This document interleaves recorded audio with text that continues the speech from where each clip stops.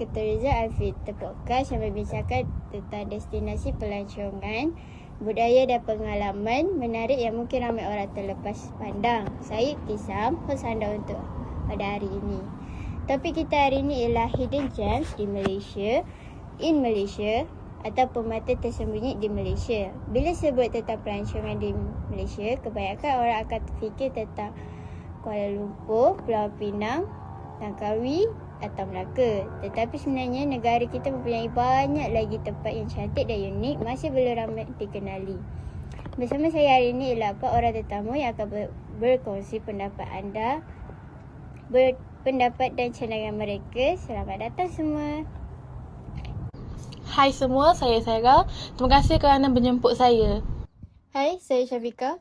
Gembira saya dapat bersama-sama semua dalam podcast hari ini. Hai semua, saya Grace. Terima kasih sebab jemput saya. Saya Akmal. Terima kasih sebab jemput saya dan saya harap perkongsian saya kali ini dapat memberi ilham kepada para penonton semua. Baiklah, kita mulakan dengan soalan yang mudah. Apakah yang dimaksudkan dengan hidden gems? Hidden Gems bermaksud tempat yang menarik tapi kurang dikenali oleh orang ramai. Tempat ini biasanya tidak terlalu sesak tetapi mempunyai keunikan, keindahan atau nilai yang istimewa. Selain itu, hidden gems juga dikenali dengan budaya tempatan dan boleh mencuba berbagai makanan tradisional. Selain itu, kita boleh berbual dengan penduduk setempat dan mengenali dan memahami cara budaya mereka. Kalau ikut pendapat saya, setiap negeri dekat dalam Malaysia ni ada hidden gems ni yang tersendiri. Macam negeri Terengganu pun ada banyak juga dalam pelosok-pelosok kampung lah. Lagipun kita terlampau fokus dengan tempat menarik di negara luar sehingga kita lupa yang di Malaysia, di negara kita sendiri pun ada tempat yang menarik.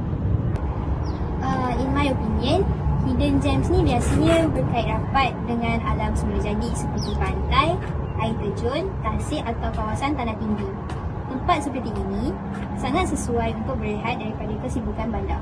Mari kita berkongsi tentang destinasi yang menarik. Banu, apakah destinasi menarik bagi awak? Saya memilih Sekichan Selangor. Sekichan terkenal dengan sawah padi yang luas dan makanan laut yang segar.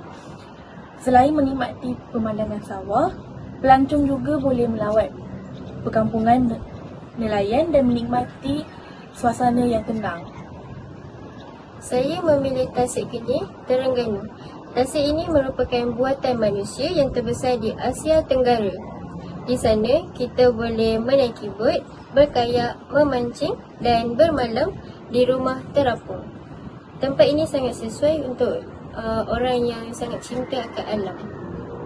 Kalau ikut saya pilih daerah Kundasang dekat negeri Sabah.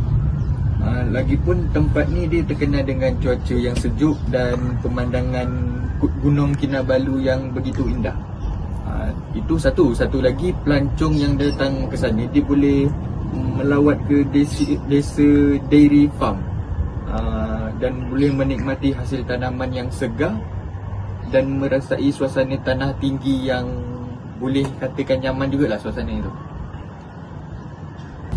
Saya memilih Pulau Kapas di Terengganu. Air lautnya sangat jernih dan pantainya bersih. Berbanding pulau-pulau yang lebih terkenal, Pulau Kapas lebih tenang dan sesuai untuk aktiviti snorkeling, menyelam dan berehat. Pada pendapat anda, mengapa kita perlu menggalakkan orang ramai melawat hidden gems? Ia membantu meningkatkan ekonomi penduduk tempatan kerana pelancong akan membeli makanan, menyewa penginapan dan membeli produk tempatan. Selain itu, ia dapat mengurangkan kesesakan di tempat pelancongan yang terlalu popular. Sebelum kita mengakhiri episod hari ini, saya ingin setiap tetamu memberi tips kepada para pendengar. Saya ingin mengingatkan supaya sentiasa menjaga kebersihan. Jangan tinggalkan sampah dan hargailah keindahan alam supaya tempat itu kekal cantik. Tip daripada saya, kalau anda nak datang melancong, jangan hanya datang untuk bergambar. Luangkan masa untuk mengenali sejarah, budaya dan mencuba makanan tempatan. Dengan cara itu, pengalaman melancong akan jadi lebih bermakna dan anda juga dapat menghargai keunikan setiap tempat yang anda datang melancong.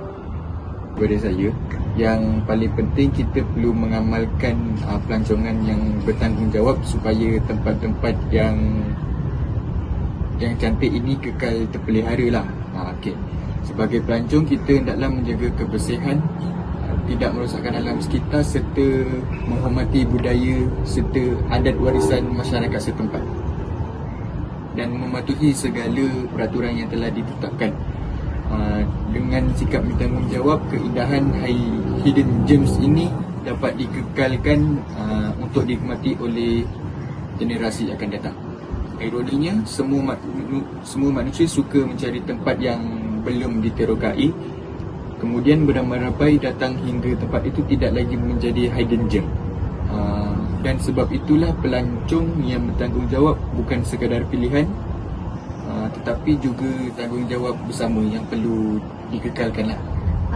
Tips daripada saya pula, jangan takut untuk meneroka hidden gems. Kadang-kadang tempat yang kurang popular memberikan pengalaman yang lebih tenang, unik dan sukar dilupakan berbanding destinasi yang terlalu sesak. Terima kasih semua. Bye.